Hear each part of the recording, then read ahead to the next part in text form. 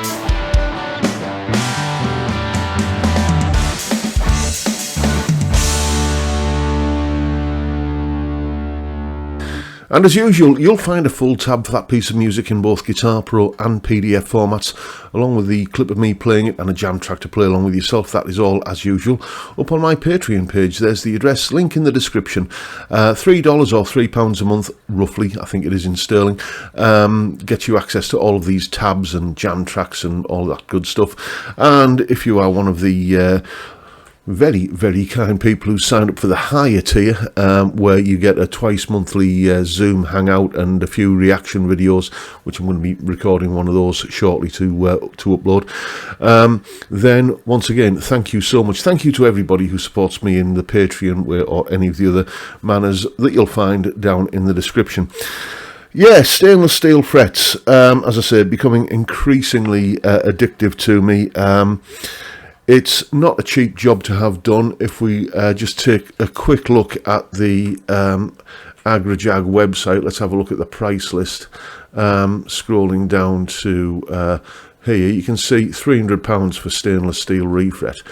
That's, you know, what you would probably call a considered purchase, a considered outlay, something that you'd have to kind of wait up and think about. But if you play the guitar a lot, like by a lot, I mean something like me where you're playing every day for, you know, kind of multiple hours at a time, then, you know, you are going to have fret wear on your guitars, and you're probably going to start noticing, oh, that there's a bit of fret buzz at that particular fret, or yeah, that bend didn't used to choke off at that fret, things like that. And so then you've got to like kind of spend a bit of money on having your frets leveled and crowned, and, you know, kind of put back into good shape again. You never ever have to do that with stainless steel frets, so eventually it will pay for itself. But there's also just the feel of it. Do you remember, if you're old enough, and I suspect most of you are, back about 25 or more years ago, the early days of the internet,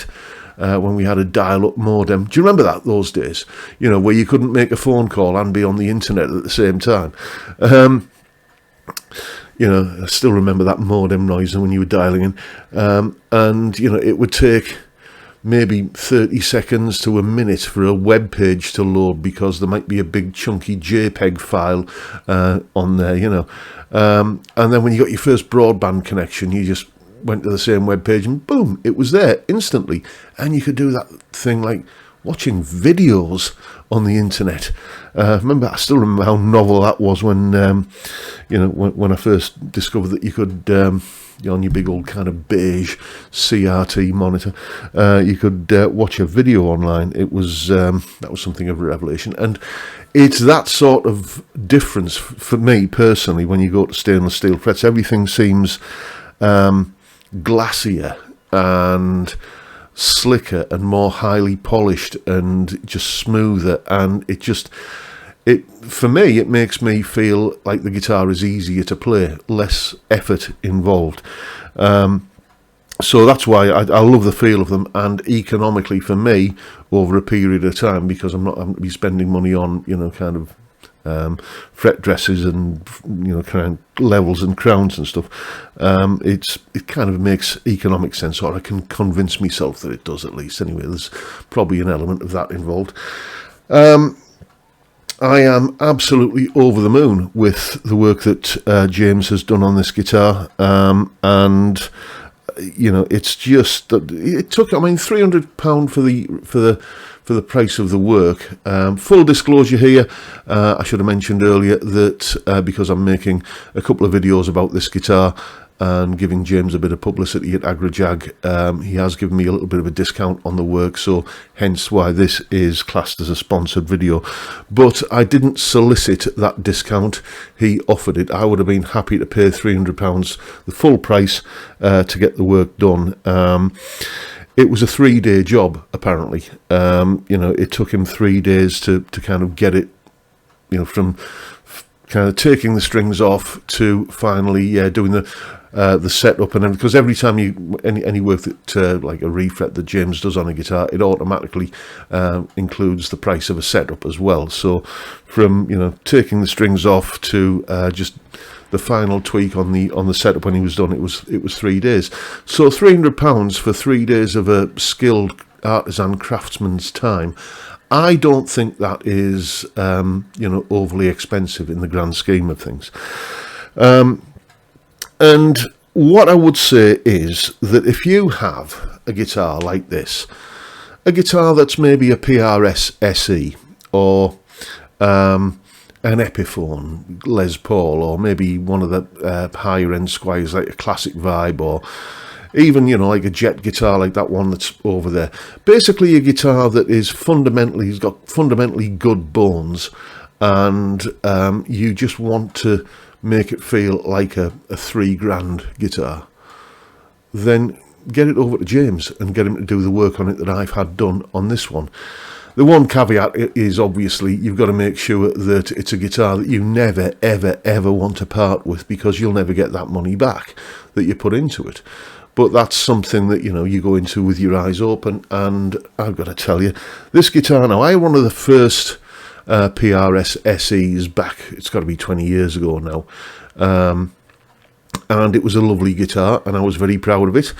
And then one of my students turned up with a US-made custom 24. The S2 line didn't exist then. It was just you had the SE, I think the Santana and the Tremonti. And this mate of mine had he became a mate when because he was a student for a few years, and he turned up with his PRS custom 24 made in the USA, and you played them side by side and you think, oh yeah, you can feel where the money's been spent. Well, now this guitar feels like that. It really does. So if you want, as I say, a £500-600 guitar to feel like it would if it cost you about £3,000, then spend 300 quid on getting it done. You'll never get the money back if you sell the guitar. That's the only kind of downside, but I'm never going to be getting rid of this guitar. This is one of the guitars that I enjoy playing the most, along with me Les Paul and that Jet JT350. So if I fall on hard times, there are other things I will sell before getting rid of, these three guitars, the PRS, the Jet and the Les Paul. So there you go, folks. Really, really happy, as you can probably tell, with the work that James has done on this. I'll put a link to the AgriJag website down in the description.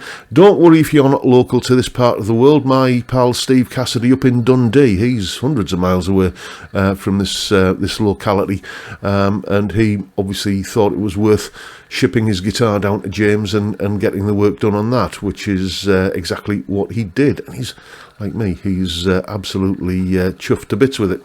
But that is the video for today, folks. Hope you've enjoyed what you've seen, me kind of crowing about the work I've had done to this guitar. And if that's the case, please hit the subscribe button and the notification bell if you haven't already done so.